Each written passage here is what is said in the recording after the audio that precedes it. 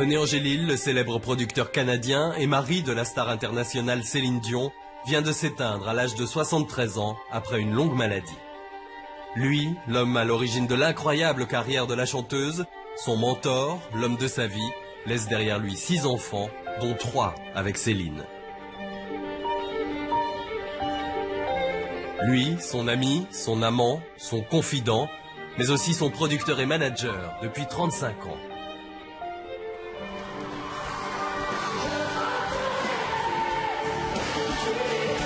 Ce soir, nous allons revivre la vie de ce couple hors du commun, raconté par ceux qui les ont croisés. Il a joué sa vie sur Céline. Céline ne serait pas là si elle n'avait pas eu René, puis René ne serait pas là s'il n'avait pas eu Céline. Les gens le peignent très souvent comme une espèce de redoutable homme d'affaires plus ou moins américain. C'est un homme qui a su très bien gérer des artistes et qui a très bien géré la carrière de Céline aux États-Unis, enfin partout dans le monde.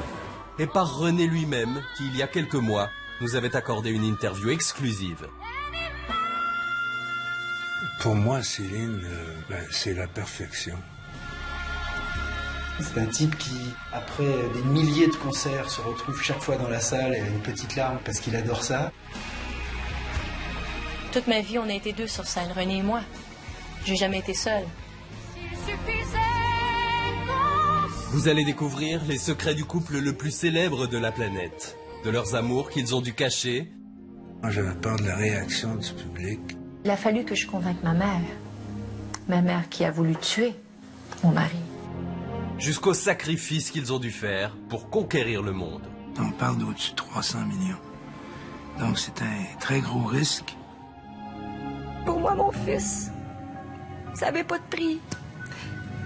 Puis j'avais envie de tout vendre et de tout donner ce que j'avais. Tourner des rivières, porter des poids. Je vais assumer le choix que j'ai fait, puis je vais y aller jusqu'au bout. Parce que justement, s'il y a quelqu'un qui est capable de le faire, c'est moi.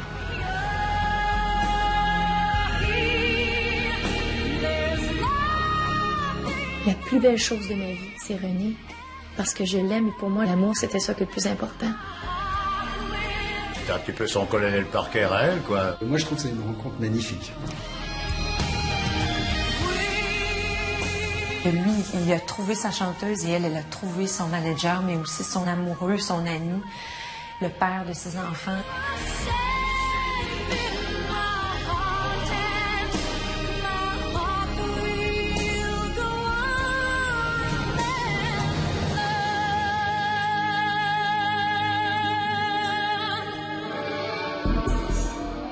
Il y a encore quelques mois, le couple préparait devant les caméras de télévision américaines le retour de Céline Dion sur l'incroyable scène du César Palace. Si sur scène, René et Céline affichent un bonheur total, en coulisses, ils viennent d'apprendre une terrible nouvelle. It was December 17th, and I will never forget because it was our wedding anniversary. And I was rehearsing for The Voice. And after the rehearsal, I went back in my dressing room and I saw him looking pretty devastated and in shock. And I was like, what's going on? And he sat down and he said, I have cancer again. The doctor just called me and I have cancer again. And at that moment, honestly, my heart started to beat faster, but my body shut off. And I was like, I'm gonna go put makeup on and I'm gonna go sing Incredible and I'm gonna forget how I feel right now. Céline décide de faire face à l'adversité et c'est avec beaucoup de courage qu'elle soutient et aide son mari à affronter la maladie. But when somebody falls and needs help, it's not time to cry. You help. And then when they're fine, you can go in your room and cry and shake. You need a warm blanket. Yes. It helps you to... The difficulties of the others help you to grow. It's an opportunity of growth. Est-ce que vous vous êtes dit, je ne remonte pas sur scène? Je me suis posé cette question très longtemps. Est-ce que tu es sûr, René, que tu veux que je remonte sur scène? Puis il m'a convaincue. L'argument, c'était, t'es ma chanteuse préférée. Je te veux forte.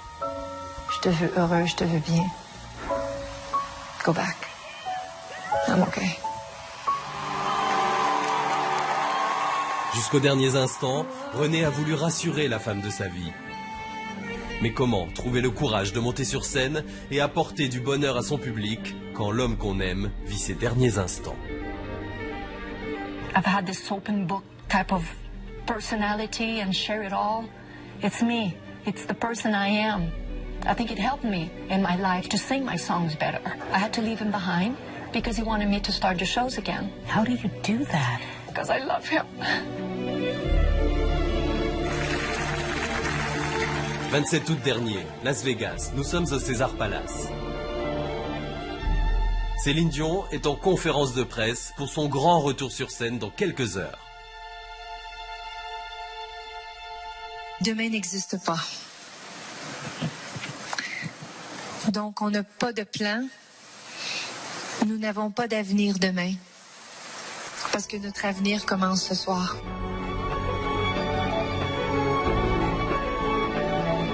Céline Dion doit aujourd'hui apprendre à vivre sans René, celui qui a toujours cru en elle et l'a amenée au sommet des hits.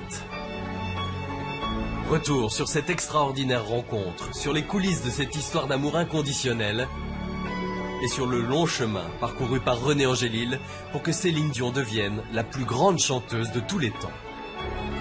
Retour sur l'incroyable histoire d'un homme qui a fait naître une étoile.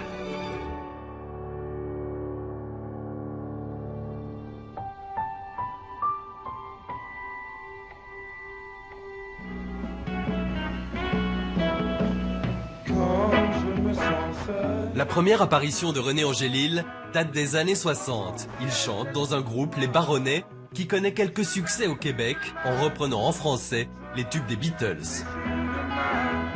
Réalisant très vite que son talent était limité, il retourne dans l'ombre et devient quelques années plus tard le manager de la plus grande star de l'époque au Québec, Ginette Renault.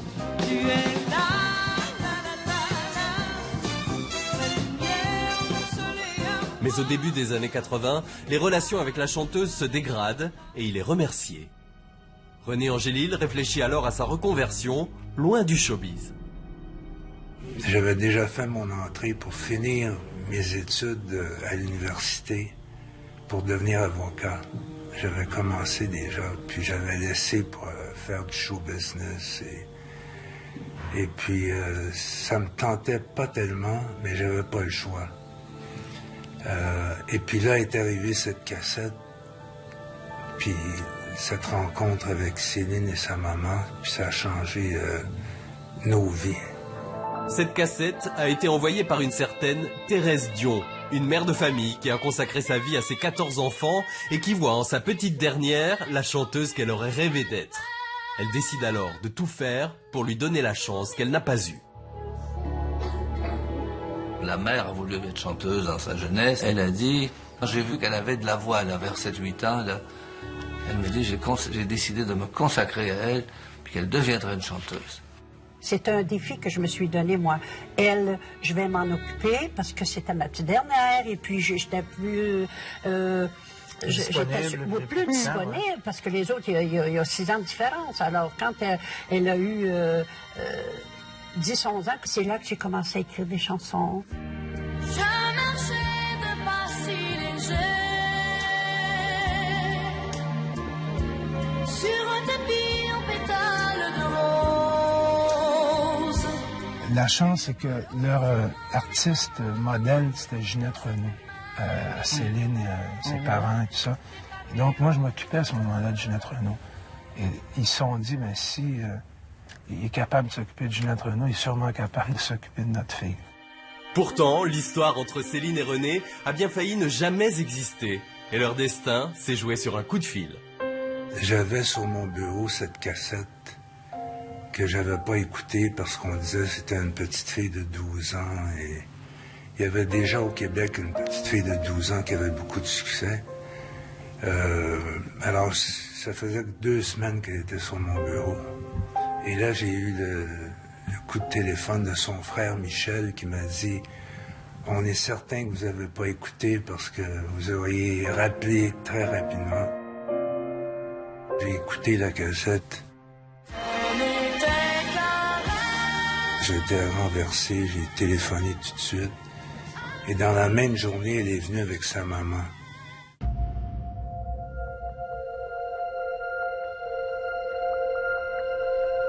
Elle ne parlait pas du tout. Elle était très intimidée. Et à un moment donné, j'avais hâte de l'entendre chanter. Parce que des fois, sur des cassettes, il y a des trucages qui peuvent se faire en studio. Je pensais pas qu'une voix comme ça pouvait exister avec une fille de 12 ans. Et puis là, elle a dit, moi je suis habituée avec un micro, je lui ai donné mon stylo. Elle s'est levée debout, puis elle a chanté comme s'il y avait 20 000 personnes.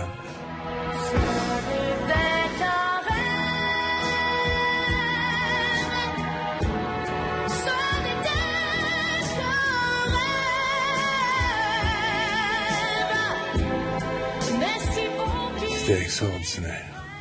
J'ai été impressionnée, il a versé des larmes, je me suis dit, il est émouvant à regarder, et je pense que je le touche, alors c'est émouvant pour moi, et je savais qu'il était pour me protéger. Il décide de se consacrer exclusivement à Céline Dion à ce moment-là. Il va travailler uniquement à la mise sur orbite de la star, de la superstar Céline Dion. René est sous le choc devant le talent de cette gamine et élabore en quelques minutes un plan de carrière. Au début, mon idée était de produire 2 albums pour lancer cette carrière. Un album régulier de chansons originales et un album de Noël. Et puis, il n'y a aucune compagnie de disques qui voulait financer un tel projet. Ils trouvaient ça audacieux. Alors j'ai dû hypothéquer ma maison pour pouvoir le faire et en même temps fonder une maison de disques juste pour Céline. Il a joué sa vie sur Céline. Parce que s'il était au moment où il fallait hypothéquer sa maison, ça veut dire qu'il n'avait pas tout réussi avant. Mais chaque fois, il est parti sur des coups de cœur. La base de ce métier-là, c'est quand même un coup de cœur artistique. Il a eu beaucoup de pif, son intuition a été très très forte. Et son gros plus, c'est son sens artistique, parce qu'il a lui-même été chanteur. Donc il sait ce que c'est qu'être sur une scène, il sait ce que c'est que la vie d'artiste, la vie de promotion, les hauts et les bas qu'il y a dans une carrière de chanteur par exemple. J'ai vu en Céline quelqu'un qui pouvait peut-être me faire réaliser à moi aussi des rêves secrets. Je savais que moi, personnellement, je n'aurais jamais pu avoir une carrière internationale. Je manque de talent, mais je savais exactement ce qu'il fallait faire. Il fallait comment placer l'artiste en situation, comment l'entourer de tous les gens qui vont l'amener à ce succès-là. Il m'a jamais vraiment parlé en petite fille, tu sais. Alors il faut faire attention.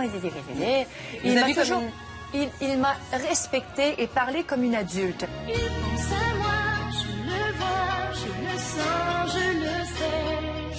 Il fallait donc lui trouver les mots et les musiques intelligentes qui pouvaient sortir de la bouche d'une fille de 13 ans. Il y a plein de chanteuses qui ont des voix merveilleuses et puis qui n'y arriveront jamais parce qu'elles n'ont pas elles n'ont pas eu soit cette chance, soit ce discernement. Il a eu le flair, oui.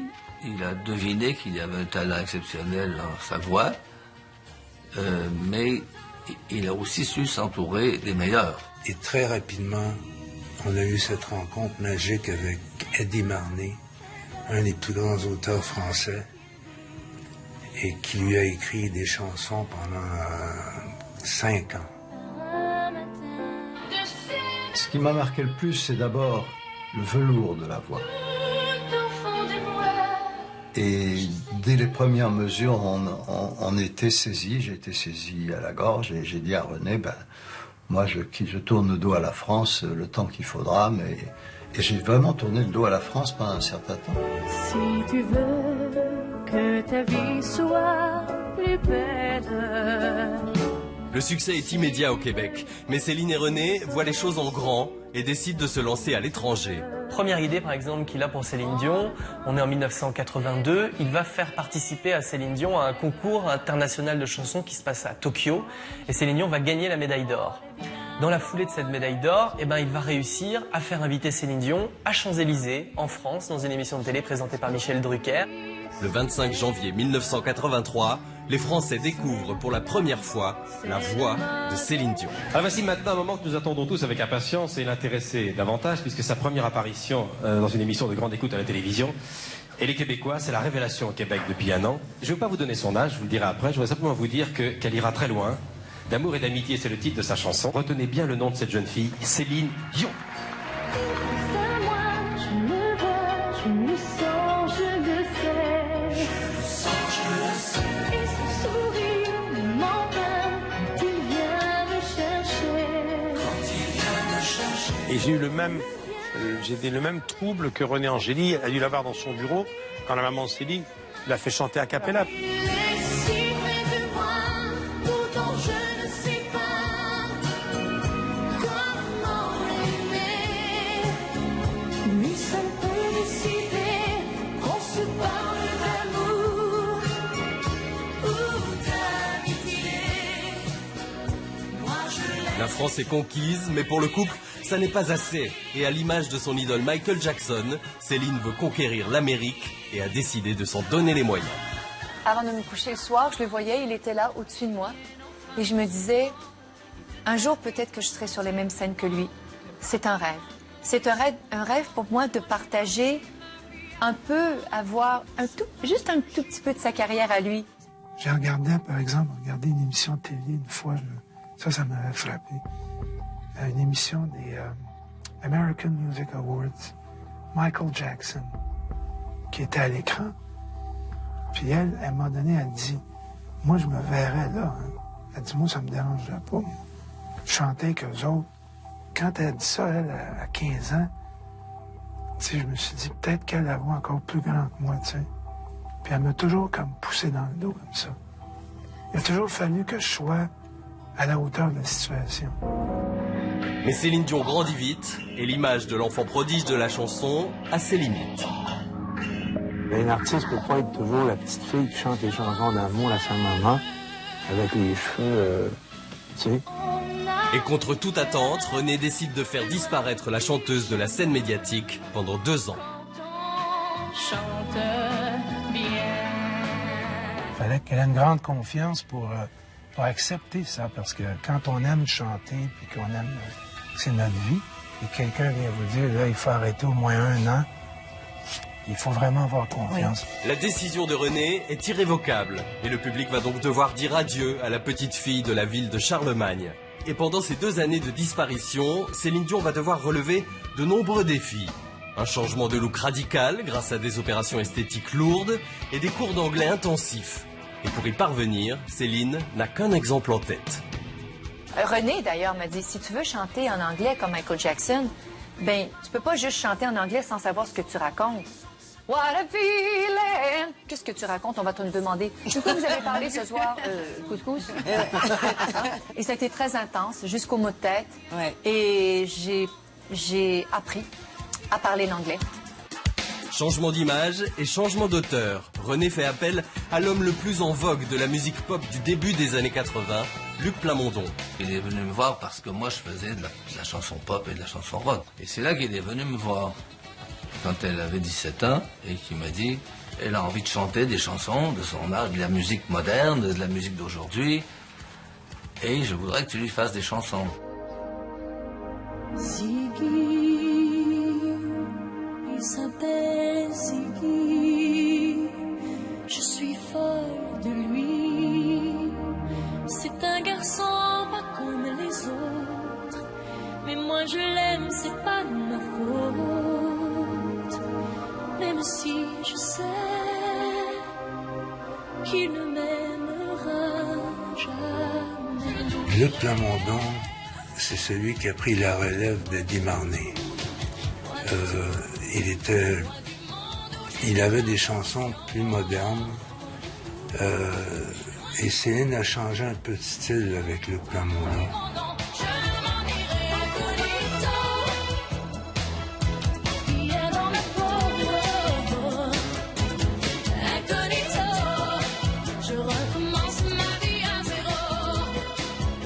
Les gens étaient très étonnés tout à coup que j'écris des chansons pour elle. Et au Québec, donc, j'ai fait pour Céline sa première chanson pop qu'elle a chantée. Cette chanson-là a été un énorme tube au Québec et a fait que Céline est devenue une chanson pop et qu'elle est entrée dans les radios pop où elle ne passait jamais avant. Et c'est à partir de ça que René a eu l'envie que Céline devienne une chanteuse pop en anglais. So much to believe in, Et c'est le 11 septembre 1990 que Céline Dion sort son premier album en anglais et commence à percer aux États-Unis. Mon but, c'est de devenir une vedette internationale, de travailler très très fort, puis de chanter en plein de langues, puis de toujours faire du mieux que je vais pouvoir. C'est ça. Ça, c'est mon plus grand rêve.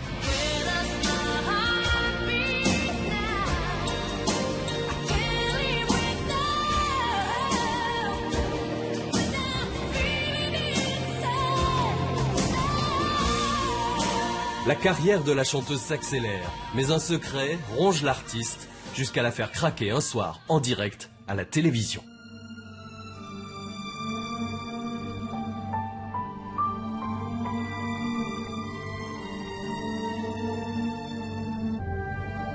C'est un secret que j'ai hâte de délivrer. Vous avez du mal à vivre avec ce secret. Oui. Vous aimeriez ça que ce soit connu de tout le monde. Voulez-vous nous le dire? Non. Il y a une contradiction là. Pourquoi? Parce que c'est pas possible.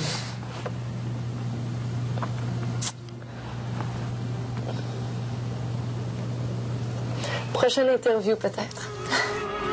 Ce secret, elle le garde depuis le soir de sa victoire à l'Eurovision, le 30 avril 1988.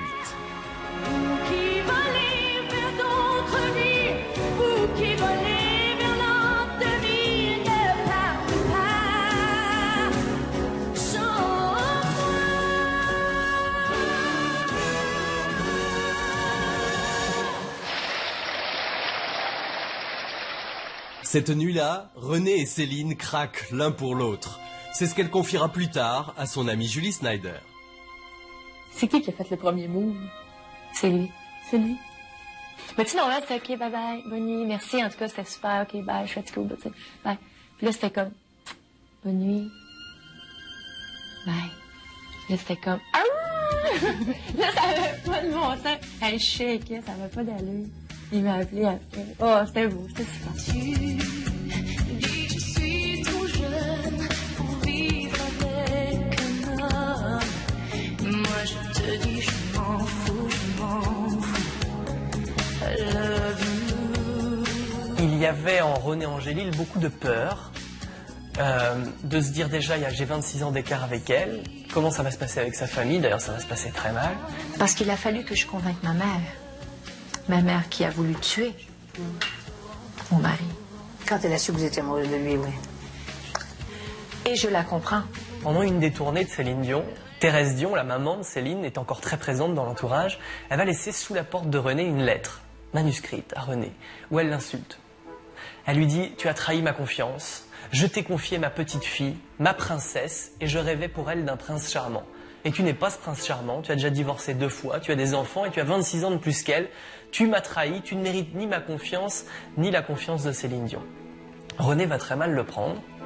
Il dit dans plusieurs interviews que ça a pris des années pour faire comprendre à la famille de Céline Dion que ses sentiments étaient purs, que ses envies, il n'y avait rien derrière, et qu'il était véritablement amoureux de Céline Dion et que Céline Dion était amoureuse de René. Et que leur histoire était tout à fait sérieuse. Mais au-delà des réticences de la mère de Céline, c'est surtout pour la carrière de l'artiste que René a le plus peur. René dira régulièrement dans des interviews « J'avais pas envie de faire tout capoter, j'avais pas envie de faire tout foirer ce qu'on était en train de construire à ce moment-là.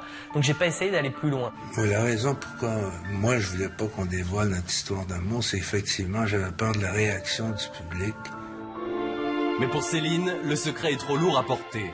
Alors au risque de compromettre sa carrière, elle décide de révéler leur histoire contre l'avis de tous pour ne pas mentir à son public. La plus belle chose de ma vie, c'est René. Je bâtis tout autour de ça. Alors si je veux être franche avec les gens, si je veux être sincère, si je veux que notre relation dure, ben il faut que j'affronte ça. Céline Dion lance un nouvel album qui s'appelle Color of My Love lors d'une grande conférence de presse télévisée, qui est aussi une émission de télé. On est le pile même jour de novembre 93, dans lequel, dans le livret, sur la pochette du disque, elle explique et elle fait comprendre très clairement qu'elle est en couple avec René Angélil. René, depuis tant d'années, j'ai gardé notre rêve enfoui dans mon cœur. C'est trop lourd de le garder encore. René, tu es la couleur de mon amour. On s'est jamais promené main dans la main Puis je pense que c'est un rêve en public. Oui, c'est sûr. Mais main dans la main dans le salon, là, ça va mal un peu. C'est pas pareil. Je pense que je mérite d'être en amour. Elle explique voilà, que c'est son amour, en plus d'être son mentor et son manager. Et les réactions dans la presse le lendemain sont très douces, sans aucune violence. Et ça se passe très bien pour le grand public. Le grand public est très heureux pour Céline Dion et les fans aussi.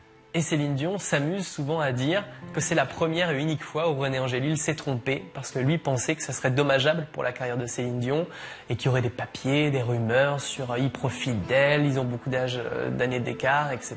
Et en fait, ça se passe très bien. Mais finalement, la réaction était super bonne.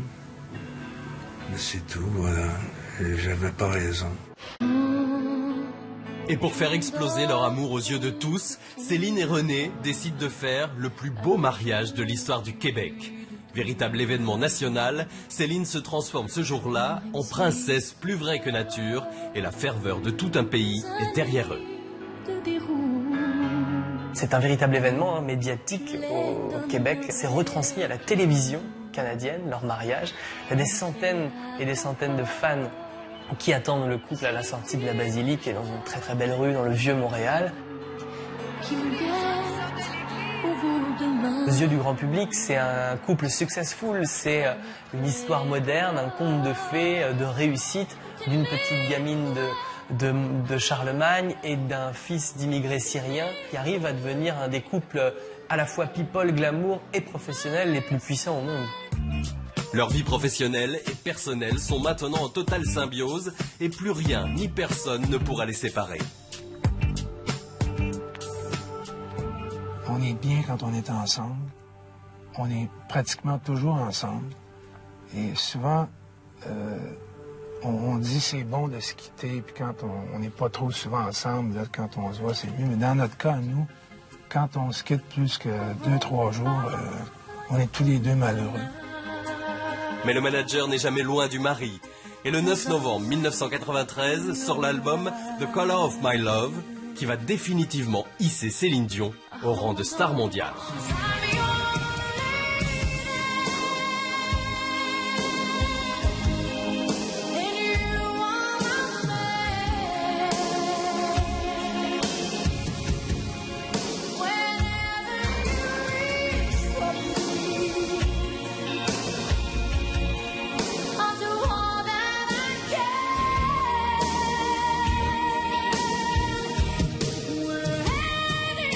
La même année, lors de son retour triomphal en France, un homme discret est caché dans le public de l'Olympia. Et cette rencontre va marquer à jamais l'histoire de la chanson française. Probablement, je l'ai entendu comme tout le monde sur la chanson d'Eddie Marnet, donc. Et donc, je savais, en tant toujours d'amateur de chansons, d'amateur de musique et d'amateur de voix, je savais qu'il y avait une fille francophone qui chantait au top niveau, quoi. Une fille que je voyais l'égale des Barbra Streisand, des Whitney Houston, de ce calibre-là.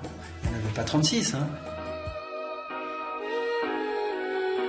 Je pensais qu'elle avait beaucoup souffert du fait que ses albums étaient souvent faits par plusieurs auteurs-compositeurs. Il me semblait qu'il fallait plus qu'elle devienne la chanteuse d'un univers, au moins, sur un album, plutôt qu'une interprète qui reprenait un peu de tout. Voilà. Quelquefois je ris à contre-temps, tu n'y comprends rien du tout. Moi, à cette époque-là, je suis agacé de voir que les chanteuses à voix françaises sont dénigrées, comme si le fait de ne pas savoir chanter et de ne pas avoir de tessiture faisait que ça rendait intelligent. Voilà. Et là, je me dis, moi, j'aimerais bien quand même réhabiliter une chanteuse à voix en France. Voilà. C'est la seule fois où j'ai demandé à quelqu'un de travailler avec lui. Et là, on apprend qu'il veut rencontrer Céline, il veut nous rencontrer, qu'il a une idée à nous proposer. Alors, on était très excités, je me souviendrai toujours de cette rencontre dans un petit restaurant. Et Jean-Jacques qui est arrivé à bicyclette. Je me rappelle, on était dans un resto. Il y avait même des petites marches à monter, je me rappelle très bien. On était tous les trois autour d'une table. Et moi, je connaissais la musique, bien sûr, de Jean-Jacques. C'était la première fois qu'on se rencontrait. Mais ça a été Est-ce que je peux dire quand même un coup de foudre? Nous avons parlé tous les trois pendant quelques heures.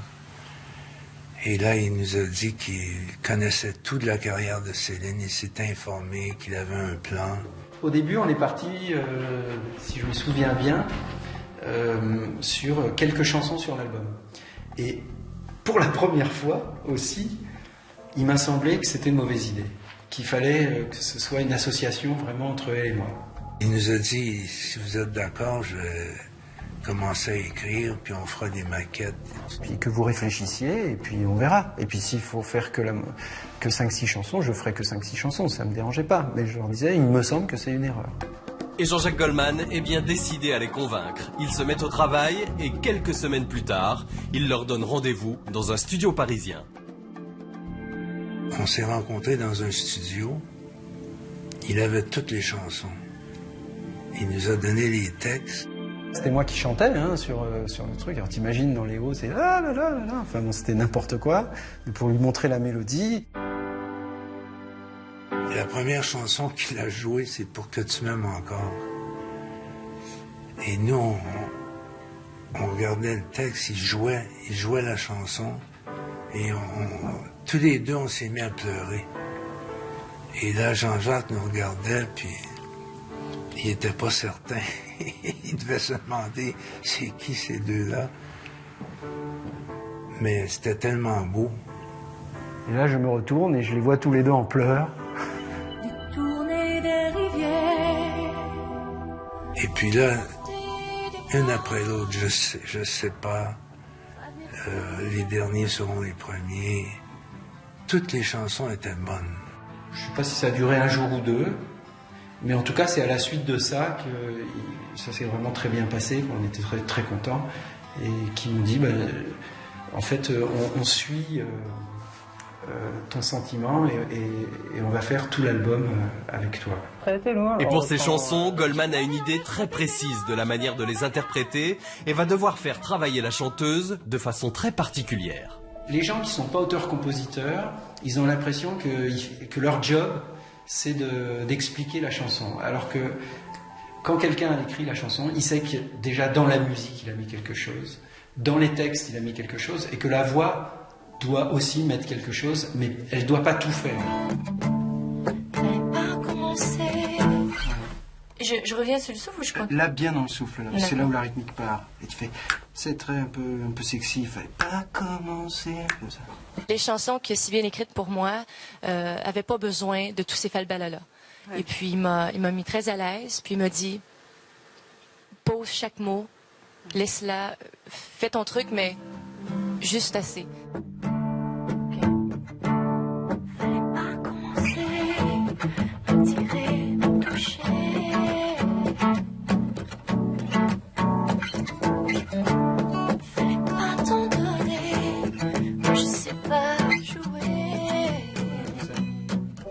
Quand il lui a demandé de déchanter,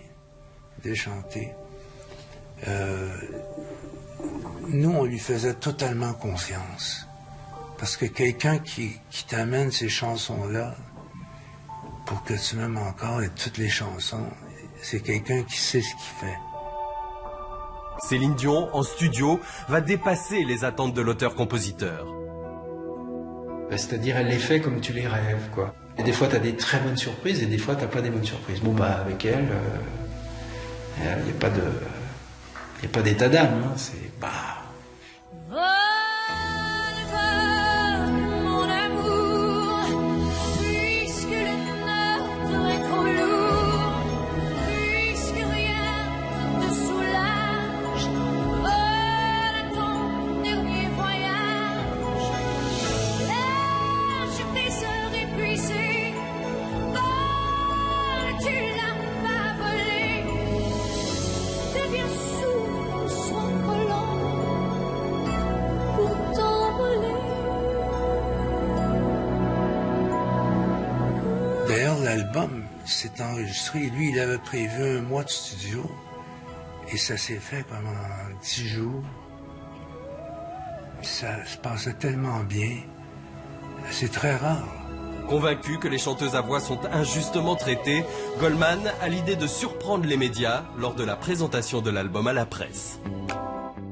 Il fallait que les gens se rendent compte du diamant que c'était. Donc effectivement, je me rappelle d'une réunion où on a fait écouter les chansons. Et au lieu de faire comme tout le monde fait, c'est-à-dire de donner des petits fours et puis de passer le disque dans les haut-parleurs, donc il y avait des journalistes ou enfin, des gens des médias. Et on s'est assis au milieu d'eux et on a chanté 2-3 chansons. Fallait pas commencer, me tirer, me toucher. Je pense que beaucoup de médias ont une espèce de fascination pour ce qui est direct, pour ce qui est en vrai, etc. Ce qui, pour moi, est une bêtise, mais bon. Mais bon, ils aiment bien quand c'est comme dans le métro, quoi. Que l'on se gâche. Je savais qu'ils seraient impressionnés en se disant « Ah bah tiens, c'est une vraie chanteuse. » Voilà, il leur faut ça. J'irai chercher ton cœur si tu l'emportes ailleurs. Même si dans tes danses, d'autres dansent des heures. J'irai chercher ton âme dans les froids, dans les flammes. Je te jetterai des sorts pour que tu m'aimes encore. Pour que tu m'aimes encore.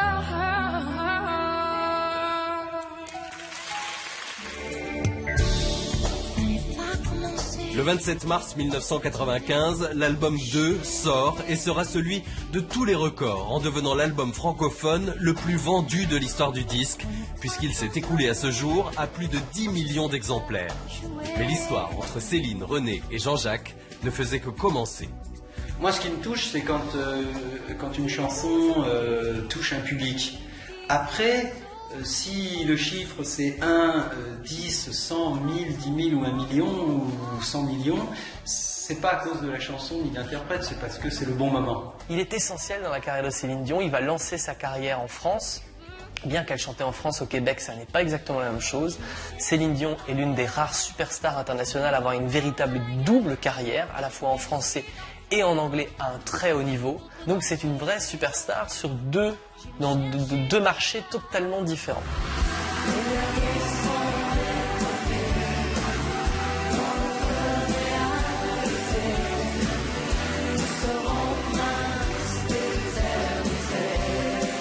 Et un soir d'octobre 1995, alors que Jean-Jacques Goldman fait la surprise de rejoindre Céline Dion sur scène, et à l'issue de ce concert, une nouvelle page de leur histoire va s'écrire. C'est vous qui avez demandé à Céline pour le premier album. Qui a demandé à qui pour le deuxième? Est-ce que c'est Céline qui vous a demandé de refaire le deuxième? Je crois que nous étions tous les trois, René, Céline et moi, peut-être après un concert. Dans un resto, je me rappelle. À Bercy, je crois, et peut-être René a dit « Qu'est-ce qu'on fait pour le prochain ?» C'est peut-être René qui a posé la question comme ça, alors que c'était pas du tout d'actualité. Et j'ai dit, ben, moi, si j'ai des idées et si je trouve, évidemment, je veux le faire. On met juste les costumes d'autres sur soi. On ne change pas. Une veste ne cache un peu de ce qu'on voit. S'il suffisait qu'on s'aime, s'il suffisait d'aimer, si l'on changeait les choses un peu, rien qu'en aimant donner, s'il suffisait qu'on s'aime, s'il suffisait d'aimer, je ferais de ce monde un rêve, une éternité. À l'époque, tout sourit à Céline Dion. Et le soir de ses 30 ans, le 30 mars 1998, René lui fait la surprise de repasser derrière le micro, seulement pour un soir. Fallait pas commencer, m'attirer, me toucher.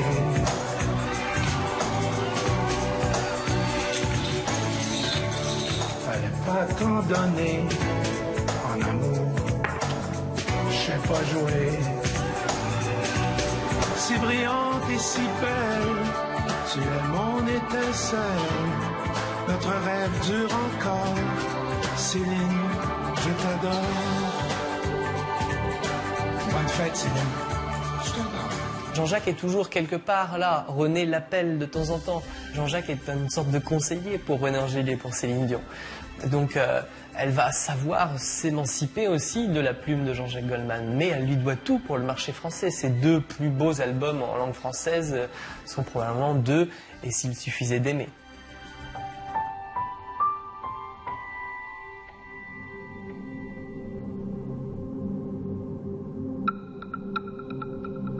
Parallèlement à son succès en France, la chanteuse va connaître aux États-Unis une nouvelle consécration qui ne s'est pas faite sans difficulté.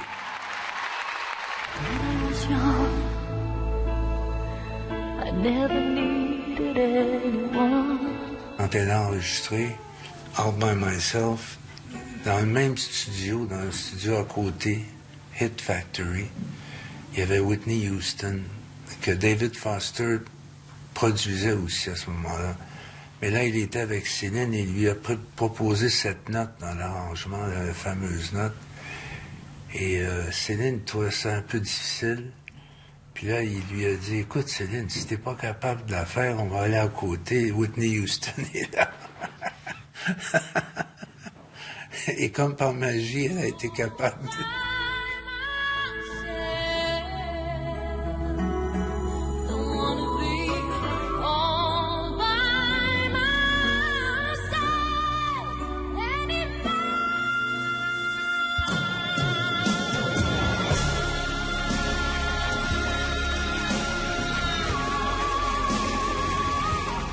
Sur l'album Falling Into You, en plus de All By Myself, on retrouve le titre Because You Love Me, qui va se classer plus de 19 semaines en tête des charts américains.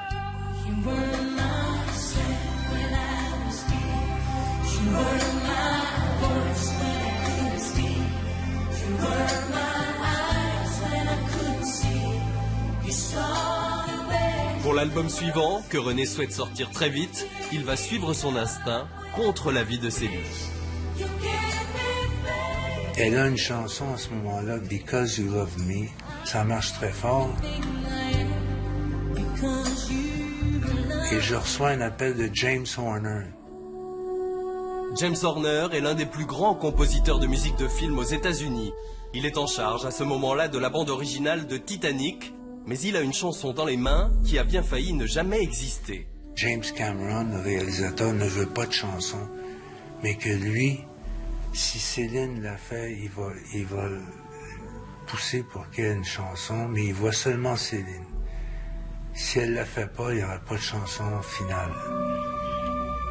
Alors moi, je suis touché par ça. James Horner est venu à l'hôtel, il s'est mis au piano, il a joué la chanson, puis il chantait pas bien. Ça sonnait un peu bizarre. Et Céline est derrière lui, elle me fait signe. Mais c'est vrai qu'ils ont eu un petit conflit, apparemment, qu'ils ont eu un petit... qu'elle n'était pas contente, nécessairement, de chanter cette chanson-là. Puis je regarde René comme ça du coin de l'œil en lui disant... C'est une chanson qui coulait. C'est pas très bien. C'est pas très bien. Alors j'arrête James Horner, je dis, James, t'es un grand compositeur, mais t'es pas un grand chanteur. Moi, je te propose de faire un arrangement. Nous, on enregistre dans 1 mois le nouvel album. Viens en studio et Céline va faire la maquette. René a eu, surtout sur Céline Dion, une force de persuasion à certains moments. Elle lui a fait une confiance aveugle, bien qu'elle ait des talents d'interprète, qu'elle ait dit non à certaines chansons et autres, mais parfois il a su l'amener vers des terrains et vers des musiques et des chansons, par exemple, auxquelles elle n'aurait pas véritablement pensé, Céline Dion. À partir du moment où il est convaincu de quelque chose, c'est qu'il y croit tellement. C'est qu'il y a moi, je soupçonne que c'est une personne qui voit dans l'avenir. Je pense qu'il voyait ça, que le Titanic était pour devenir une chanson complètement un succès. Et là, elle me dit, quand il part, oui, mais la chanson, c'est pas bon. On a une chanson en ce moment qui est numéro 1. Il faut venir avec quelque chose d'au moins aussi fort. Là, je lui ai dit, écoute, Céline, si Marlon Brando a fait une audition pour avoir le rôle de Godfather, toi, tu es capable de faire une maquette pour voir si la chanson va être à la hauteur. Alors elle dit oui, ok, on va faire la maquette. Every night in my dreams, I see you, I feel you. That is how I know you. Nous sommes sortis du studio, on était 2 ou 3 personnes. On les a laissés ensemble.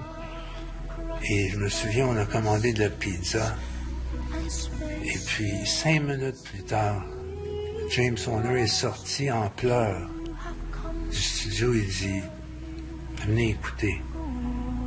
Et c'était la première prise. Once more, you open the door, and you're here in my heart, and my heart will go on. Et il a présenté à James Cameron le bon moment, la chanson, et puis ils ont embarqué, il est tombé amoureux, mais la chanson qu'on entend du Titanic, c'est la maquette. La chanson de Titanic, le gars lui donne un papier, il y a la mélodie dans le truc, elle le chante, et ça fait le tour du monde, quoi. C'est un phénomène, hein. C'est un phénomène, cette fille. There's nothing I fear, and I know that my heart will. Et ils ont pu bâtir un arrangement pour le film qui est un arrangement plus classique et un arrangement pour les disques, mais sur la voix qu'elle venait de faire. Et ce que les gens ont entendu à la radio ou dans le film, c'est la première prise de cette chanson-là qui est devenue ce qu'on sait. Il est très fort.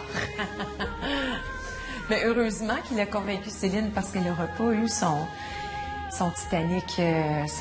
À mon avis, ça aurait été une erreur de passer à côté de cette chanson-là.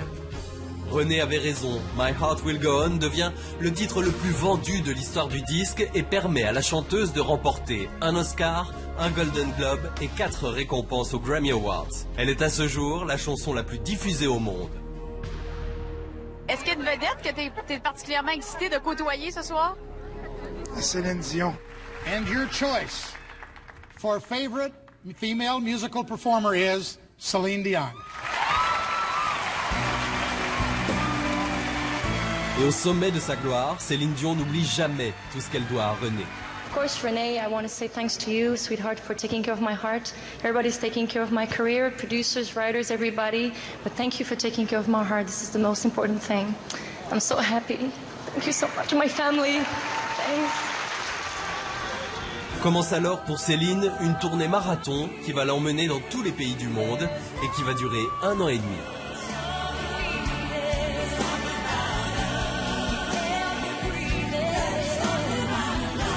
Et toujours sous le regard admiratif mais critique de son mari. Je pense que si je suis rendue aujourd'hui. Pas je suis, mais où je suis rendue aujourd'hui. Je pense justement c'est parce que il était tellement concentré à pas se laisser embarquer puis emballer par tout ce que oh, elle est fine, puis elle est bonne, puis on l'aime, puis elle est super, puis bon, ça c'est une affaire, mais il y a de l'amélioration à faire aussi, puis il y a place à amélioration toujours. Puis lui, il a toujours été là pour justement apprécier puis voir le monde. Il est content, il est fier, il pleure souvent, il vient me voir, c'était super ce soir, il vient me voir. Mais après ça, on s'assoit puis il dit, gars, ça, fais attention quand tu dis ça, c'est un peu long, ça drague un peu. Mais c'est pour ça son look qui est concentré, il enjoy, mais il est toujours bien concentré. Puis ça, je pense que c'est une grosse qualité d'impresario. T'es un grand impresario, mon amour. Très exubérante. Et lui, c'est vrai qu'il est très calme, mais je pense que c'est la force peut-être de ce couple-là. C'est que lui soit si calme et elle soit... Et à mon avis, c'est la recette gagnante de ce couple-là qui les a permis d'aller où est-ce qu'ils sont maintenant. Et quand la pression est trop forte et que la star craque, il est le seul à trouver les mots pour la remotiver. Tu te sens pas bien. En ce moment, non, mais ça... Ben, je me sens pas bien, je vais être correct. Ouais, ça va c'est être juste correct. une petite fatigue, là, puis c'est comme les nerfs qui lâchent, tu sais. Hier, ça a été tough, là. Ouais. C'est tout ça, ça... Là, j'étais un petit peu fatiguée, un petit peu faible, mais je vais manger, ça va être correct.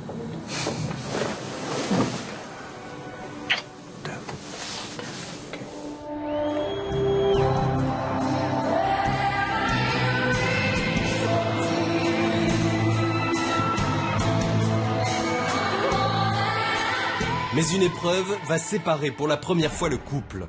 En pleine tournée, René se sent affaibli et après des examens poussés, il apprend qu'il est atteint d'un cancer de la gorge. Pour être sauvé, il doit subir un traitement de choc aux États-Unis qui l'immobilisera. Il doit donc abandonner Céline.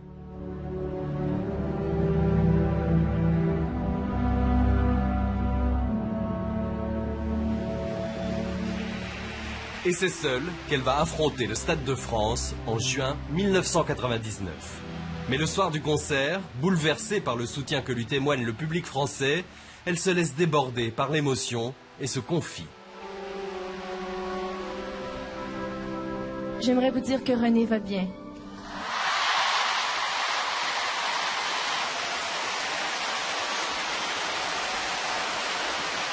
Merci pour vos prières et votre énergie qui nous aide énormément, qui nous aide beaucoup.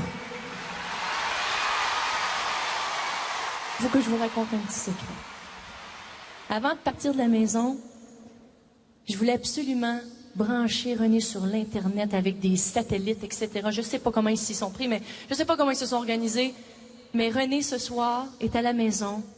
Il vous voit et il vous entend. Il voit le spectacle. Et moi, sur scène, j'ai des moniteurs dans les oreilles. Et puis lui, il pouvait me parler en direct. Lui, il voyait le spectacle live à 4 heures de l'après-midi. Oh, ben, il me disait des petits mots d'amour. Je peux quand même pas tout vous dire. Mais il me disait, je t'aime, mon amour, t'es super belle, t'es super bonne. C'était merveilleux, c'était extraordinaire. Et on avait des petits signes parce qu'elle aussi pouvait me voir. Puis elle m'avait dit, quand je vais faire ça, ça veut dire que je t'aime. Si jamais vous revoyez le spectacle, je sais pas, puis que vous me voyez faire ça comme ça, c'est pas que ça me gratte sur le bout du nez, hein. Ouais, ben, c'est parce que je suis en train de dire à ma douce moitié que je l'aime comme une folle. Allô, mon amour, on t'aime. Je t'aime très fort, mon amour. Je suis avec toi. On est tous avec toi.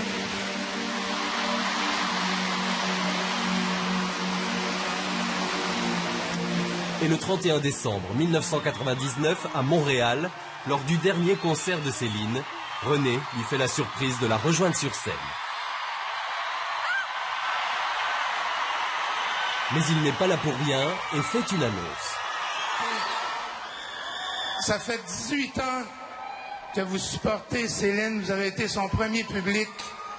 Et pour un bon moment, vous allez être son dernier public. Merci du fond du cœur.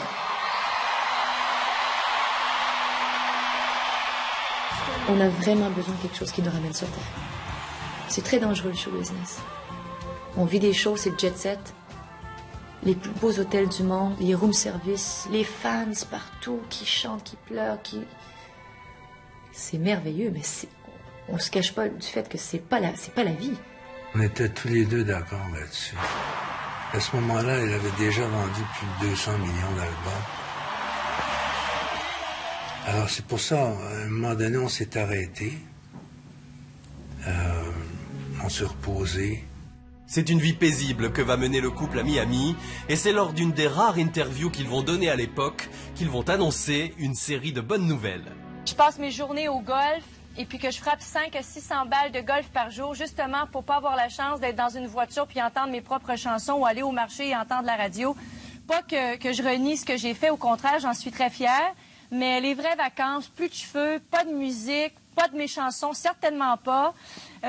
Plutôt du golf, plutôt de la popote à la maison. J'ai retrouvé l'appétit et puis j'essaie de reprendre du poids. Et j'aime beaucoup les desserts. Hein. Alors, ça l'agace un peu. René essaie de reprendre du poids. Je peux vous assurer que c'est pas très difficile pour lui.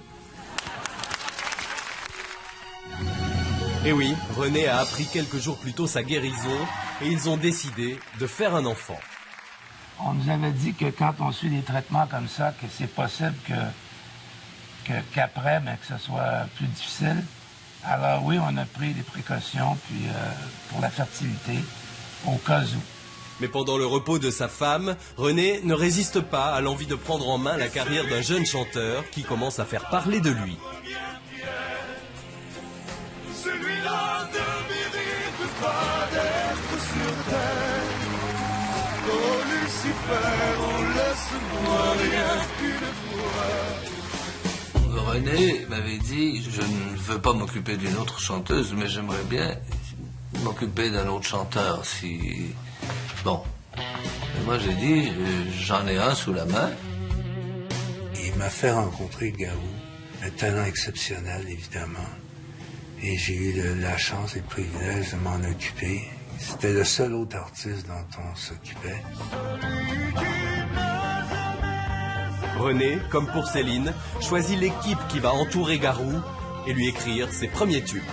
Seule, chanson que l'on doit encore à Luc Plamondon, deviendra son premier succès.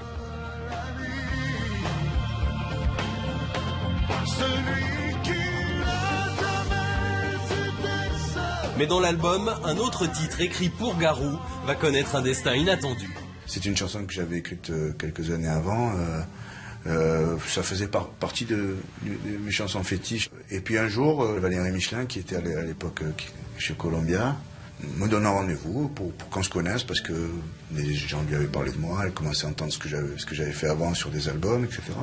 Donc j'ai fait écouter, elle craque dessus. Et le lendemain, René l'appelle en disant qu'il produisait avec Céline Garou, qui sortait de la Comédie Musicale Notre-Dame, et qu'il fallait lui envoyer des chansons. Et c'est la première, je crois, une des premières qu'elle lui a envoyées. Et si tu crois que j'ai eu peur, c'est faux. Je donne des vacances à mon cœur, un peu de repos. On était parti sur une version solo avec Garou. On a même posé une voix solo dans un studio, etc. Respire un peu le souffle. C'est une des 3 premières chansons qu'on a faites. On l'a envoyée à la maison, chez Céline et René, puis elle a chanté sur la chanson. J'avais pris la mer, j'ai sorti la grande voile, et j'ai glissé sous le vent. J'ai dit, tiens, pourquoi tu n'essaierais pas de faire ça en studio? Mais elle dit, voyons, en studio, je suis supposé te retirer. Puis j'ai dit, oui, mais tu sais, une chanson en studio, c'est le fun. Je suis certain que ça ferait plaisir à Garou. Puis ça sonne bien, là, les deux voix ensemble. Elle dit, OK, si ça lui fait plaisir, on peut essayer. Et voilà, elle a posé ce voix, et alors là, on est passé à autre chose encore.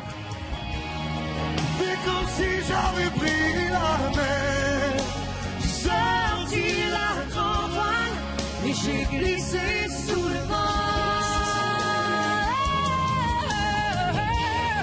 C'est comme si je quittais la terre, j'ai trouvé mon étoile, je l'ai suivi un instant sous le vent. Je me sens privilégié d'ailleurs d'avoir enfin un duo. On disait même que c'était plutôt un trio qu'un duo, parce qu'elle avait déjà une bonne bédaine quand on a fait la chanson ensemble. Le vœu le plus cher de Céline et René est exaucé le 21 janvier 2001 avec la naissance de René Charles. Quand on est maman, quand on a ce plaisir et ce bonheur d'être béni, de découvrir la chose la plus extraordinaire au monde, eh ben, ça change. Je peux plus jamais être la même personne. J'ai l'impression que je chante un peu moins avec mes cordes vocales, mais encore plus avec mon ventre et mon âme, quoi. J'ai fait un plein de bonheur, on peut dire ça vraiment. Ça a été formidable de me retrouver avec, sans discipline, sans avoir à me préoccuper du temps. Quelle heure est-il? Quelle journée? Est-ce que j'ai une interview? Est-ce que je dois réchauffer mes cordes vocales? Non, d'être avec les copains, avec les amis, de se dire on va aller s'acheter des tomates, là, on va aller se faire une sandwich aux tomates, quelque chose de... Ah ben tiens donc, allez, on y va. Non, mais vraiment, la vraie vie, quoi. La retraite médiatique de Céline Dion vient à peine de commencer, mais un voyage va déjà dessiner l'avenir de la carrière de la chanteuse.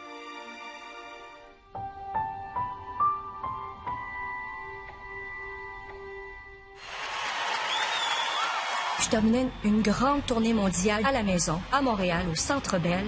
Le 31 décembre, c'était le dernier show de cette grande tournée.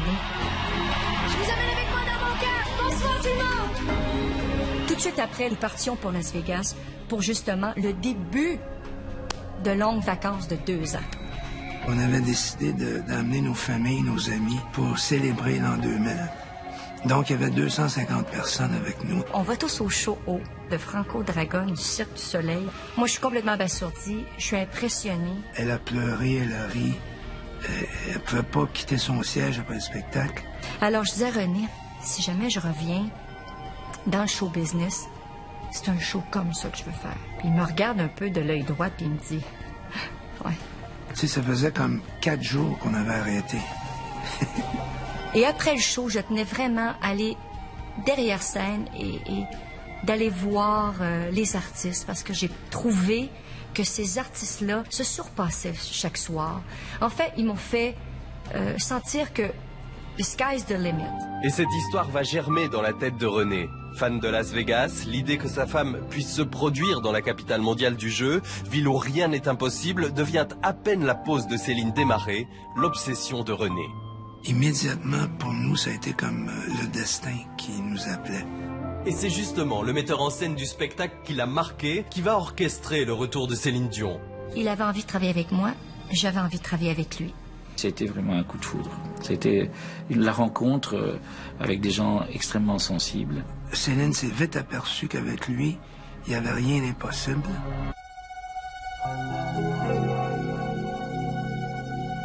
C'était une petite mission, trouver un théâtre assez grand pour faire le spectacle et engager des gens dans une production qui coûtait très très cher.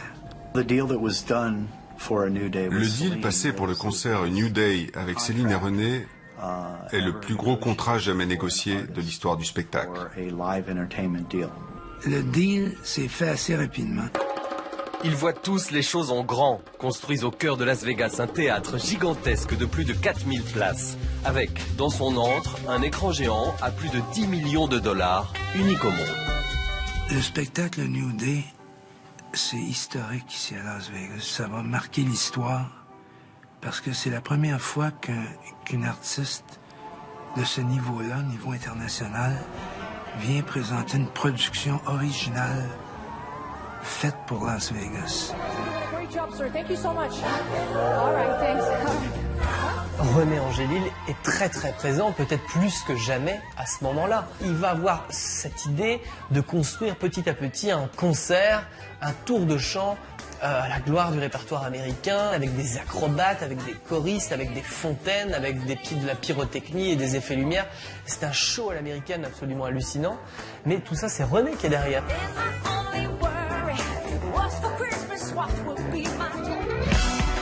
Mais alors que les castings de danseurs sont bouclés, que le théâtre est construit, la naissance de René Charles va tout bouleverser.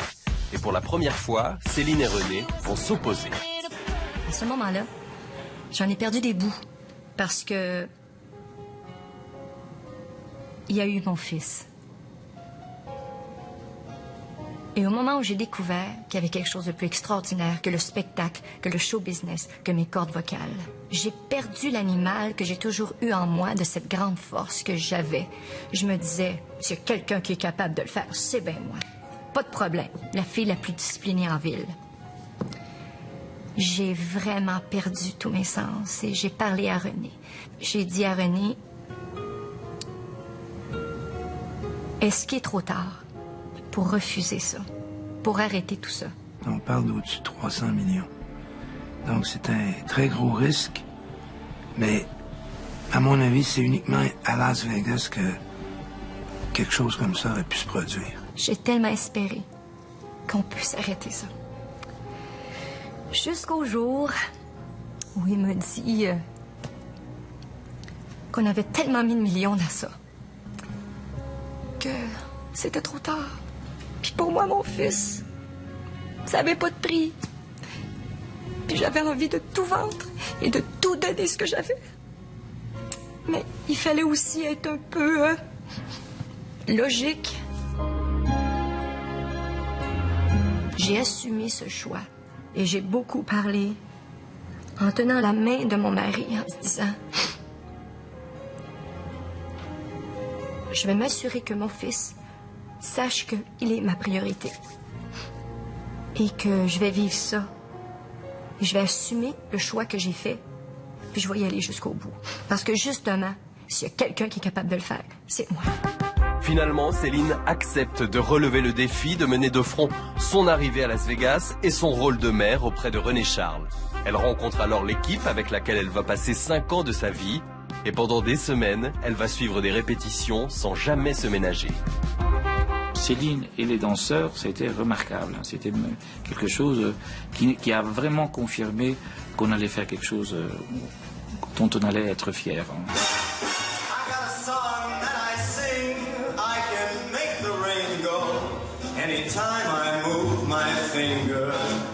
Mais aux premières répétitions dans la salle de spectacle, de nombreuses contraintes vont s'avérer plus difficiles à gérer. Je connais pas le désert, j'ai jamais chanté dans le désert. J'ai jamais habité dans le désert. Mais bon, on va humidifier tout ça. Alors la scène, il y avait des systèmes d'humidificateurs sur scène tous les soirs. Quand je montais dans ma loge, il y avait beaucoup d'humidité tous les soirs. Entre les spectacles, dans la voiture, entre des interviews, j'ai un masque. Ça s'appelle bronchosaline. On met de l'eau dans ce petit appareil, dans cet humidificateur, finalement portable. Et je respire l'humidité et ça rentre dans ma gorge doucement et ça va dans mes bronches. Alors c'est pour humidifier tout ça. Alors ça, je fais ça très souvent. La scène est penchée pour permettre une illusion d'optique qui rend l'espace encore plus vaste. Mais ce détail va avoir des conséquences inattendues et les répétitions avançant, le stress gagne toute l'équipe. Vocalement, le cou, le bassin, le dos, les jambes. J'étais en douleur, nous étions tous en douleur fréquente à cause de cette scène-là. Ça a pris 3 mois s'ajuster juste physiquement pour la scène. Et les répétitions avançant, le stress gagne toute l'équipe. Tout le monde était nerveux, mais pas pour les mêmes raisons. Ici, au Caesars Palace, était nerveux parce qu'il avait investi beaucoup d'argent. Nos associés étaient nerveux parce qu'eux aussi avaient investi beaucoup d'argent. Franco était nerveux, peut-être le plus nerveux, parce que c'est lui qui était responsable de toute cette production. Les premières répétitions ici à Las Vegas, je ne pouvais pas rester plus de 10 minutes dans la salle parce que j'avais des crises de panique. Je suis tombée très malade 2 semaines avant la première. J'avais une bronchite, je faisais des crises d'asthme aiguë, j'avais une sinusite chronique. Donc on doit travailler sans elle et on vit toutes ces péripéties et on arrive le jour de la première, on est fragile, on est vulnérable. Alors je me retrouve sur scène, humblement quelque part en me disant, je suis pour la première fois totalement nue. Vous allez me voir crue, sans répétition, sans notion de ce qui va m'arriver. Vous êtes tous des gens de l'industrie. Vous allez voir quelqu'un sans armes ce soir. Mais je vais essayer d'aller à la guerre et je vais essayer de gagner.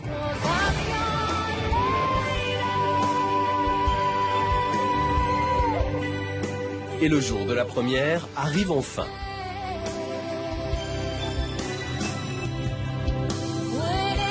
Mais après la première représentation, il reste aux équipes beaucoup de travail à faire.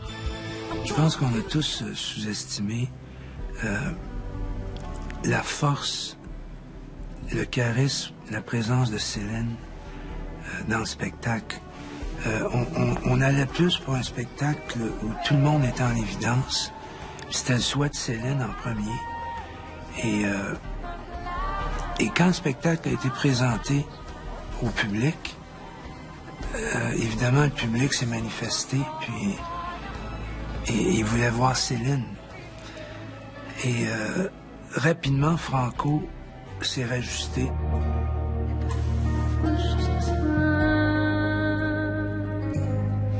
Et Céline va reprendre sa place au centre du spectacle en prenant des risques comme jamais.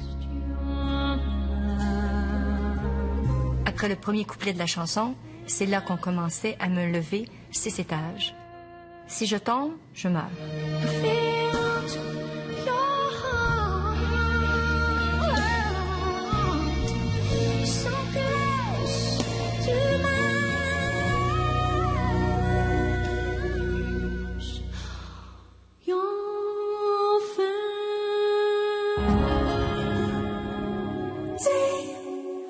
René est plus que jamais aux commandes. Le spectacle prend forme petit à petit et Céline commence à se libérer de plus en plus. When I was a little girl, I had a rag doll, only doll I've ever owned. Les lumières descendent du plafond, les filles sont pétantes de beauté. Moi, j'arrive avec une mini-jupe avec un micro en or, les cheveux de lionne. puis je déménage.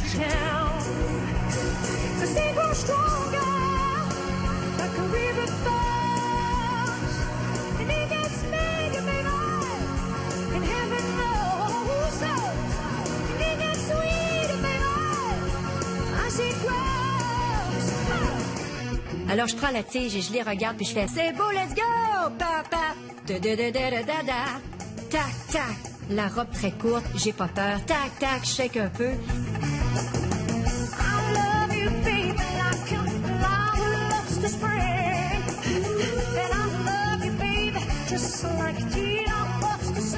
Mon moment préféré, c'est River Deep Mountain High. Production extraordinaire, spectaculaire, électrisant. Le manager trouvait ça très, très bon, ce numéro-là. Et le mari trouve que sa femme est très, très belle. Le succès est tel que René prolonge le contrat de Céline avec le César Palace de 2 ans et Céline s'épanouit sur scène.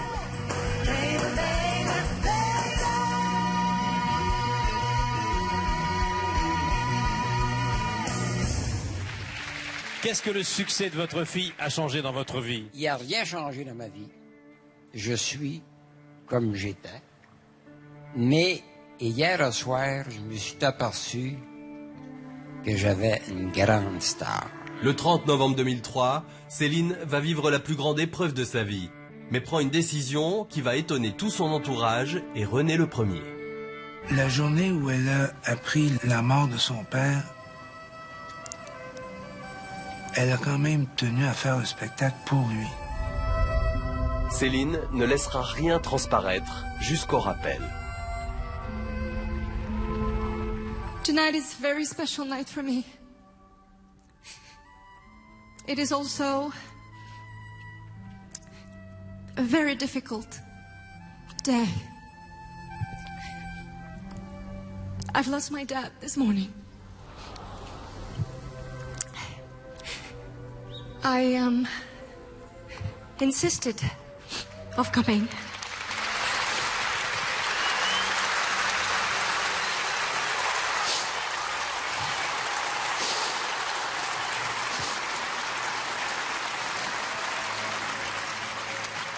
My dad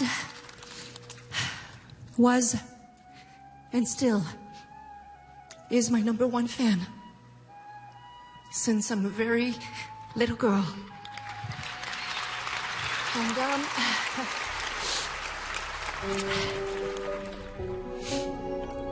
And I know that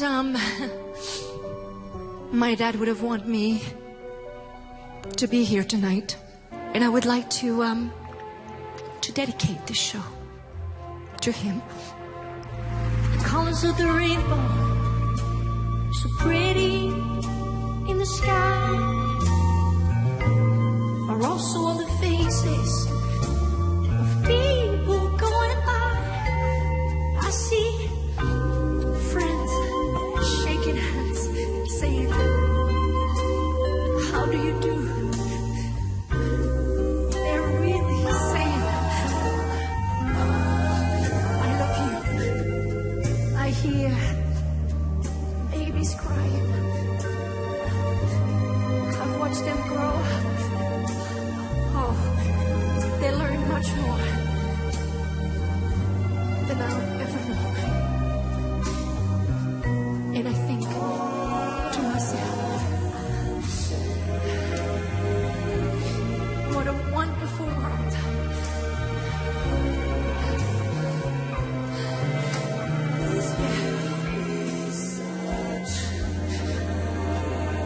I think to myself,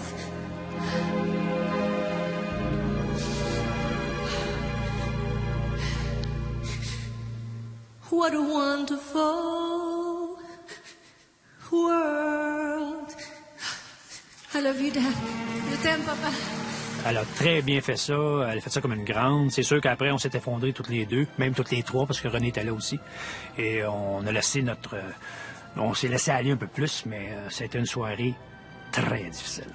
Très difficile. Et c'est pour ça que, Céline vous le dira sûrement aussi, depuis cette journée-là, on a toujours une pensée d'en haut, parce qu'on sait qu'il est là. Qu'il regarde. En 5 ans, les spectateurs du monde entier viennent applaudir la chanteuse et parmi eux de grandes personnalités du monde de la politique, des comédiens, des stars de la chanson. Quand Prince ou Michael Jackson ou Barbra Streisand venaient me voir, je voulais les impressionner, bien sûr, je voulais être bonne parce que ils ont de l'expérience, ils sont extrêmement talentueux, ils sont très connus et j'avais envie qu'ils disent « wow ». Mais Céline n'attendait dans le public qu'une personne, celle la plus chère à son cœur. If I could, I'd protect you from the sadness in your eyes. Et un soir, un jour, mon fils, le plus grand bonheur qu'il m'a fait, il avait à peu près 4 ans, 10 minutes avant que je parte, il me dit « Maman, je veux voir le show ce soir. » J'ai pris un peu mon air non surprise, parce que je voulais pas dire « Oh mon Dieu, mon show, venez voir mon show! » Non, je voulais pas le... C'est comme quand un enfant a peur, on dit pas « Oh mon... » Il faut pas avoir peur avec lui, il faut dire « T'en fais pas, mon homme, donc il faut prendre le contrôle de ses guides. » Alors j'ai dit « Ah bon, quel spectacle? » Innocente, en moi-même. Ben, maman, ton show. Ah, quand tu veux venir voir le... Ben, il me dit ce soir, tout de suite. Mon fils allait assister au premier show de ma vie. J'allais chanter pour la première fois.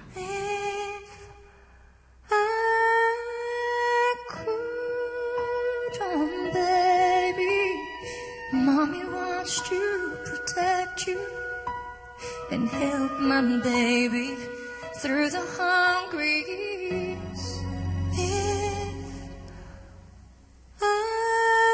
le spectateur pour lequel elle a failli tout arrêter est là, ce soir, et bien entendu, elle craint son jugement.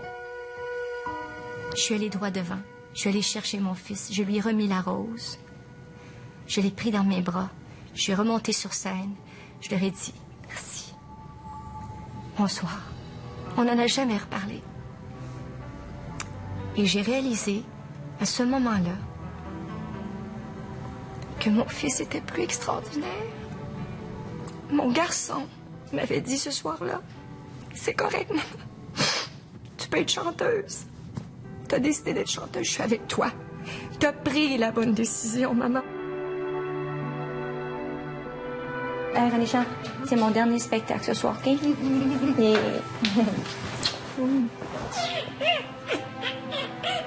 Puis tu sais-tu que j'aimerais mieux rester ici? J'espère que tu le sais. Puis tu le sais que je t'aime pas puis que je t'adore. OK. Tu me dis-tu bon spectacle, maman? Bon spectacle, maman. Bonne journée, mon amour, je t'adore. Ça vaut bien papa aussi. Le 15 décembre 2007, après 5 ans de concerts et 723 représentations à guichet fermé, le rideau se baisse pour la dernière fois sur le spectacle New Day.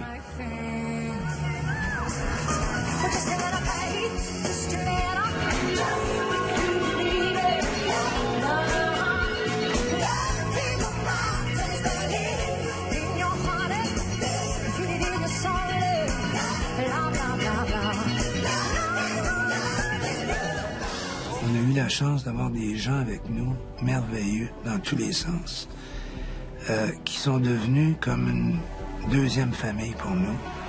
On sait tous qu'il n'y a pas une personne qui peut faire arriver le spectacle par elle-même. Celui qui transporte les fils sur scène est aussi important que la chanteuse pour que le tout soit un succès. Puis il y a 5 ans de notre vie, là. Tu sais, moi, j'ai perdu mon père. René Charles, il a vécu 5 fêtes ici. Il y a du monde qui ont donné naissance à des enfants. Il y a du monde qui ont perdu des proches. Je veux dire, on parle pas juste des shows. Quand on regarde en arrière, on se dit « We made history ». C'est incroyable ce qu'on a fait ici. Il y a eu une générosité, il y a eu une complicité. Il y a eu le partage de rêves et le partage du bonheur et du malheur aussi. Je sais au fond de moi que eux, ils m'ont donné le meilleur d'eux et que je leur ai donné le meilleur de moi. Je pense qu'on a fait quelque chose qui n'avait jamais été fait. Alors on est fiers de ça, où je dis toujours le meilleur reste à venir parce que je me sens de mieux en mieux.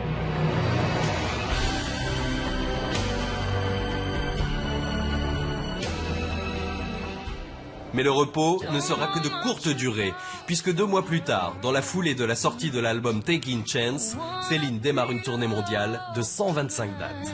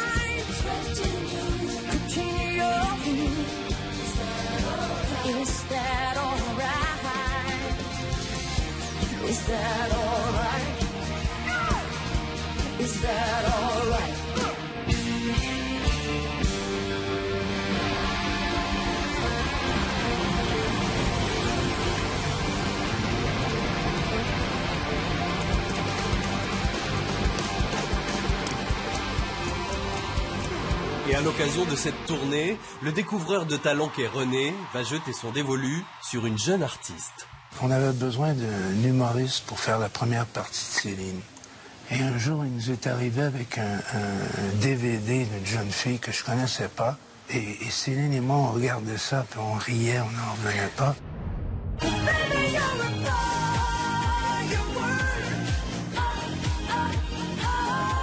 Quand j'ai rencontré René pour la première fois, c'était lors de la tournée mondiale de Céline Dion. Elle faisait des spectacles à Montréal et j'assurais la première partie. C'est là où j'ai eu la chance de sympathiser et de rencontrer René, où on s'est vu dans un couloir à un moment donné et puis il est venu me voir pour me dire à quel point il avait apprécié ma performance et à quel point il appréciait mon talent.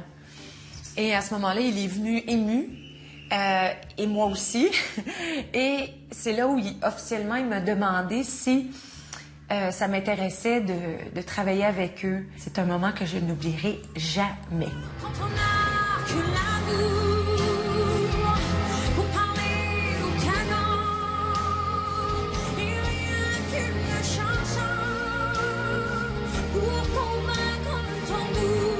La voix est extraordinaire. Quand je me ferme les yeux, je pense que c'est Céline.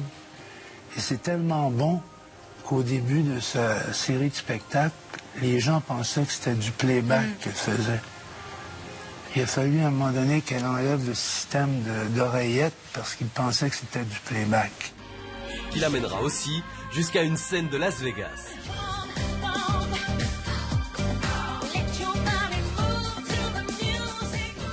Dans cette aventure-là, autant René que Céline, ils étaient un peu nos anges gardiens, c'était un peu nos parrains, marraines.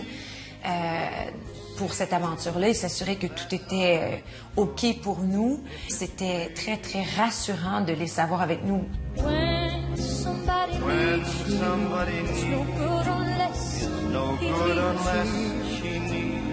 René, c'est quelqu'un pour lequel j'ai beaucoup d'affection et beaucoup d'estime et qui est le contraire à peu près de ce qu'il a l'air. C'est-à-dire les gens le peignent très souvent comme une espèce de redoutable homme d'affaires plus ou moins américain, alors que c'est le type le plus méditerranéen, le plus fantaisiste. C'est un type qui, après des milliers de concerts, se retrouve chaque fois dans la salle et a une petite larme parce qu'il adore ça. C'est avant tout aussi un artiste.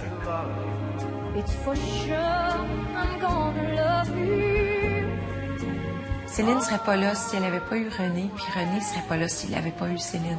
C'est ça qui fait que c'est magique, ce couple-là. C'est que lui, il a trouvé sa chanteuse et elle a trouvé son manager, mais aussi son amoureux, son ami, le père de ses enfants. Et puis, c'est cette force-là, à mon avis, qui fait que les deux sont puissants ensemble. En 2009, le couple veut agrandir la famille et offrir des frères et sœurs à René Charles. René Charles, dont l'éducation occupe la plupart du temps du couple et qui est souvent décrié dans la presse. Je me suis formé une carapace pour moi-même. Mais quand ça touche à mes enfants, je trouve que ça me blesse beaucoup parce que c'est pas de leur faute. Les cheveux de René Charles, par exemple. Premièrement, j'ai adoré les cheveux de René Charles. Je les aimerai toujours. René Charles adorait ses cheveux. Il était assez grand à ce moment-là pour décider, veux-tu faire couper tes cheveux? Ils sont vraiment très longs, mon homme. Tu as les cheveux dans les yeux. Et j'ai réalisé à un moment donné, à chaque fois qu'on allait en public, je me suis rendu compte à l'âge de 5-6 ans que René Charles commençait à courber et que sa chevelure commençait à prendre le dessus et qu'il se cachait. C'était une façon à lui de se protéger. Moi, j'aimerais ça avoir des jumeaux. Un gars et une fille, ah ouais, le package deal, toute l'affaire. En même temps. En même temps. Puis as-tu des chances d'avoir des jumeaux parce que t'as un frère et une sœur jumelles, hein, toi? Oui, j'ai Paul et Pauline qui sont des jumeaux, puis il n'y a personne chez nous qui a eu des jumeaux. Fait qu'on sait jamais. Et le vœu qu'elle avait formulé quelques années plus tôt s'exauce. Le 23 octobre 2010 naissent Eddie et Nelson, prénoms qu'ils ont choisis pour rendre hommage à Nelson Mandela et au premier parolier de Céline Dion, Eddie Marnay. René se découvre une nouvelle jeunesse et se transforme en papa poule pour ses jeunes enfants. Quand on est jeune, presque tous les jeunes papas veulent réussir dans la vie. Il faut travailler, il faut voyager. On se sent coupable continuellement du fait qu'on les a pas vus beaucoup, puis qu'on a dû voyager. Mais définitivement, avec les 3 derniers, on est toujours ensemble. Et 1 an plus tard, Céline annonce son retour à Las Vegas pour 3 ans, avec un spectacle inédit, sobrement appelé Céline.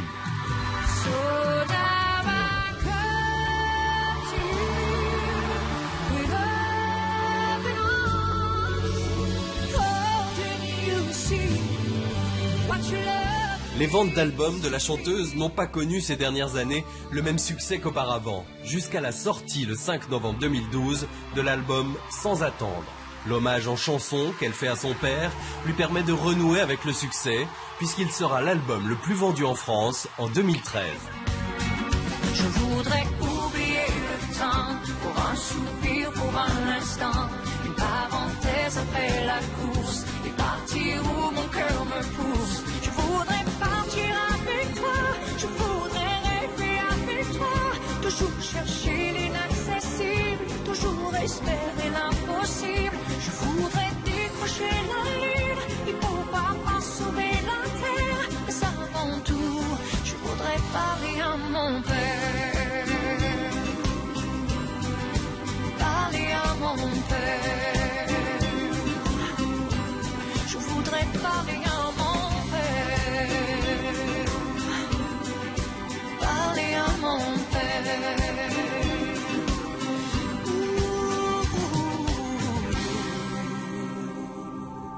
Pourtant, à cette période, Céline commence à manifester une certaine lassitude et songe de nouveau à mettre sa carrière entre parenthèses pour se recentrer sur son couple. Céline, quand on a vendu, comme vous, plus de 200 millions d'albums, est-ce qu'on a encore des envies professionnelles? Beaucoup moins. C'est sûr qu'il y a beaucoup moins d'envie. C'est surtout du plaisir maintenant parce que au début d'une carrière, on se force, on se prouve à nous-mêmes, on veut bosser tout le temps et puis c'est notre rêve et puis on veut réaliser plein de choses côté artistique et puis le temps passe après 30 ans. On est une épouse, on est une mère de famille, nos valeurs changent et heureusement et on a mieux. Alors on chante par plaisir seulement. Donc j'ai pas vraiment un but ultime, mais je m'amuse là maintenant plus que jamais quoi.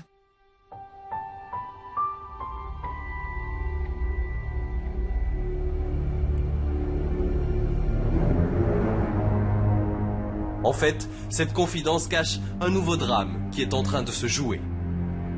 Le 17 décembre 2013, alors qu'elle s'apprête à participer à l'émission The Voice aux États-Unis, elle retrouve René abasourdi dans sa loge. I saw him looking pretty devastated and in shock.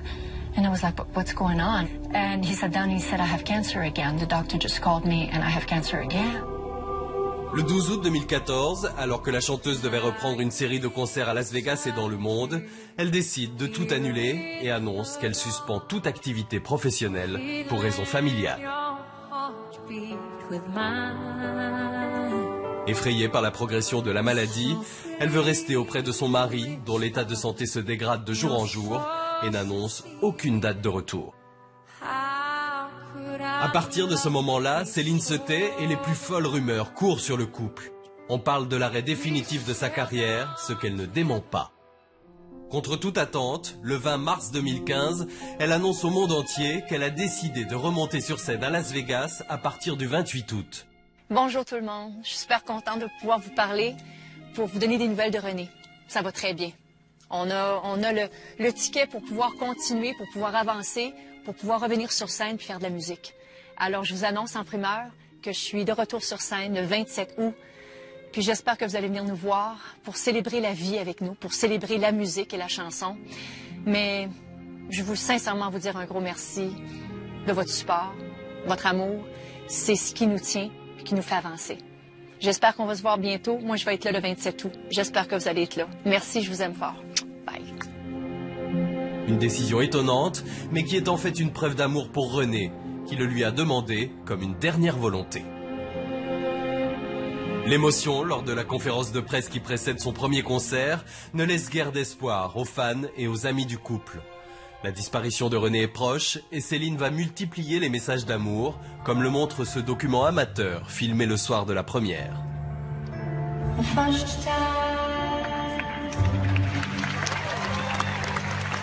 Yeah.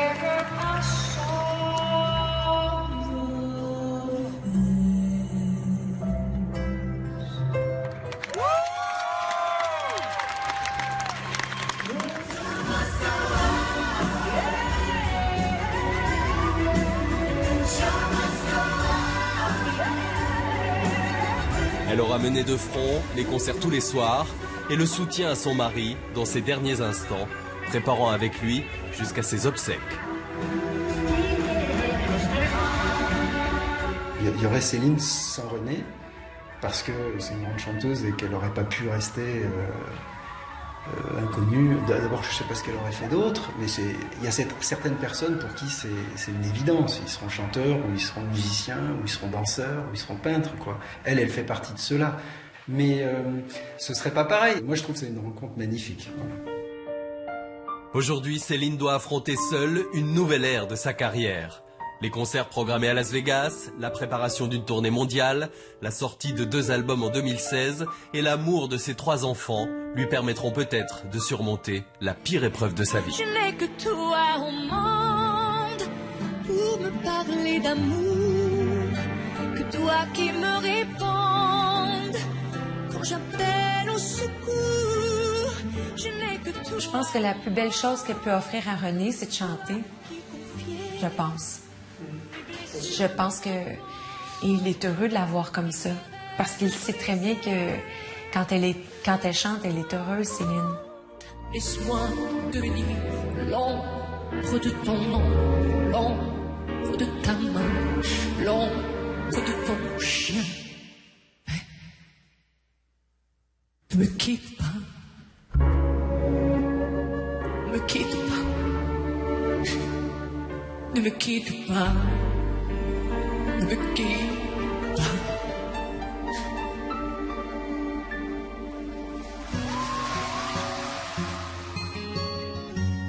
René laissera l'empreinte d'un manager talentueux et visionnaire qui aura façonné une partie de l'histoire de la chanson internationale. Leur couple, pourquoi il a tenu à la fois professionnellement et amoureusement tant d'années? Parce qu'il y a un parfait équilibre dans leur couple, à la fois de confiance et ils voulaient aller au même endroit, au sommet de la pop musique. Donc ils marchent main dans la main depuis 1980 sans aucune friture sur la ligne dans un sens.